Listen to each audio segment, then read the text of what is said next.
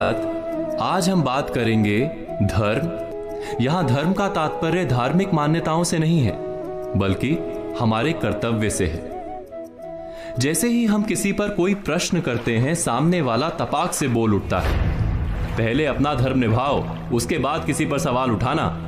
वो कहना चाहता है कि अपना काम ठीक से करो, फिर दूसरों पर कार्य ना करने का आरोप लगाओ।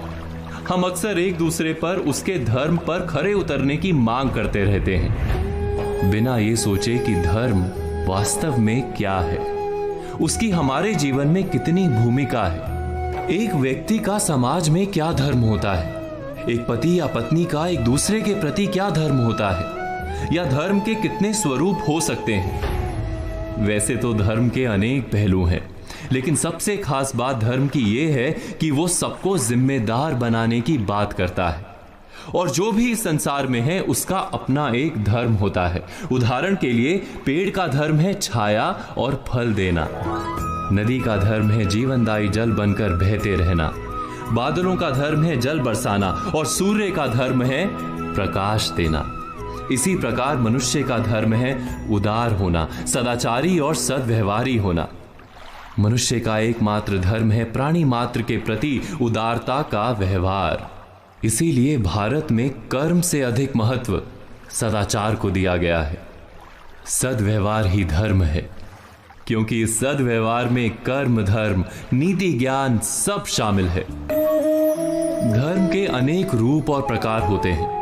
उसमें से एक रूप को एक कहानी के माध्यम से समझाने की कोशिश करते हैं। एक संत थे, नाम था क्षम्य मुनि। सहायता और सहनशीलता को उन्होंने अपना धर्म बना रखा था।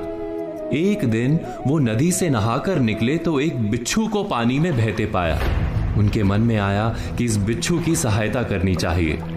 उन्होंने बिच्छू को पकड़कर बहती जलधारा से बाहर निकालने के लिए हाथ लगाया ही था कि बिच्छू ने अपने स्वभाव और अपने धर्म के अनुसार डंक मारा।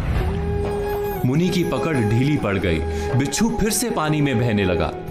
मुनि ने फिर प्रयत्न किया, बिच्छू ने फिर डंक मारा। ऐसा कई बार हुआ। बिच्छू डंक मारता रहा, मुनि उसे उबारने का प्रयत्न धैर्य के साथ करते रहे। अंत में वे सफल हुए। बिच्छू को जीवन दान देकर मुनि आश्रम की ओर जाने लगे। तब तट पर उपस्थित लोगों ने प्रश्न किया कि आपने उस डंक मारने वाले बिच्छू की प्राण रक्षा के लिए इतना कष्ट क्यों सहा? मरने देना था उसे। क्षम्य मुनि बोले, यदि बिच्छू अपने डंक मारने के धर्म का त्याग नहीं कर रहा, तो मैं सहायता और सहनशीलता के अपने धर्म को कैसे त्याग दूं? अपने धर्म पर चलते हुए कष्ट सहना ही तो तप और जीवन है। व्यास मुनि ने कहा है, संक्षेपात कथ्यते धर्मो जना किम विस्तरेण वा परोपकारा पुण्याय पापाय परपीड़नम। अर्थात, हे मनुष्यों, संक्षेप में हम तुम्हें धर्म का मर्म बताते हैं। परोपकार करना ही पुण्य कर्म है, धर्म है, और परपीड़ा ही पाप अर्थात अधर्म है। तो आज कही बातों पर विचार कीजिए और कल की प्रतीक्षा कीजिए।